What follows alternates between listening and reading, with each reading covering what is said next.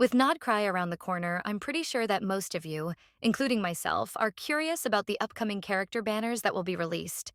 As of now, we don't have any names for these characters. However, we do have some information about what their kits might be and when they will be released. Starting things off with patch 6.0, we can expect 2 limited 5-star characters to be released in this patch. For the first half of this patch, a male Electro character is said to be releasing. And from the looks of it, he might synergize well with Inefa, who will be featured in the next patch 5.8. The reason as to why I say this is because, based on the information we have so far, it looks like he will be an electro-charged carry-type unit. And for those that don't already know, Inefa will be a character that can buff electro-charged team comps with a new special reaction, Lunar Electro-Charged. This means that there is a possibility of her being this new character's best in slot support. In the second half of the patch, we are expecting a 5-star Geo-female, and it looks like she will also be a carry that will play the role of a main DPS on your team who will specialize in crystallize reactions. Similar to how Navia uses this reaction to deal more damage with her elemental skill. As usual, we will probably be getting an Archon rerun, since as we all know, Hoyoverse likes to rerun Archon characters on the second half of each patch after a new region releases, and if we look at the patterns from previous patches. We had Zhongli rerun at the beginning of the Fontaine arc, as well as Raiden Shogun during Natlan. So that means that if we follow the order of their releases, it is highly likely that 6.0 will feature Nahida in the second half of the patch. However, there is a chance that Venti can get a rerun instead of Nahida, as it would make sense lore-wise. But I highly doubt this because Venti's banner was pretty recent.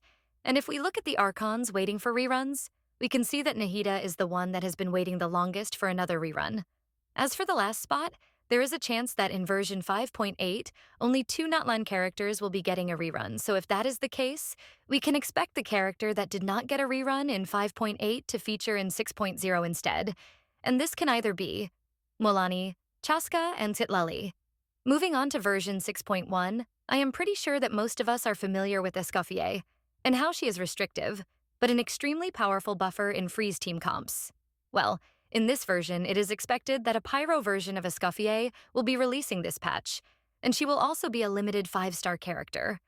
Alongside her, we can expect more Natlan reruns as well as an Archon rerun. If Nahida does get a rerun in version 6.0, then a Zhongli or Furina rerun will make the most sense here. Now, here is where things get interesting.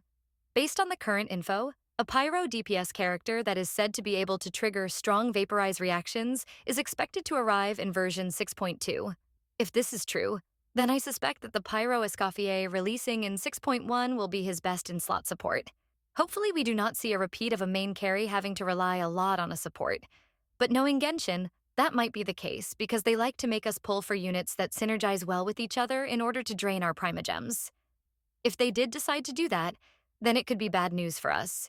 Because Columbina, a character that many have been waiting to become playable for years, is expected to finally arrive around this period, either in version 6.2 or 6.3. As of now, we have no information on Columbina's kit, but based on her appearance, it looks like she could possibly be either an Anemo or Cryo unit, but there has been some speculation that she could also be a Hydro unit as well. If Columbina does not release in 6.2, then we can expect her to be in 6.3, and due to her massive popularity, I have a feeling that she will be the best character in terms of the meta during the Nod-Krai arc. According to the current info, there will be a top-tier Hydro character that will be released in 6.3, and there is a possibility that this could be Columbina, which is why I mentioned that there is a possibility of her being a Hydro unit. Now that I think about it, if this does become the case, imagine how powerful a team with her, Skirk, Furina, and Escoffier might be if she synergies well with those types of characters. But if that is the case, then we can only hope that she will be more universal and not as restrictive as Skirk or Escoffier. For the other character expected to arrive in 6.3, there will be an Anemo unit that will be played in Swirl Bloom teams.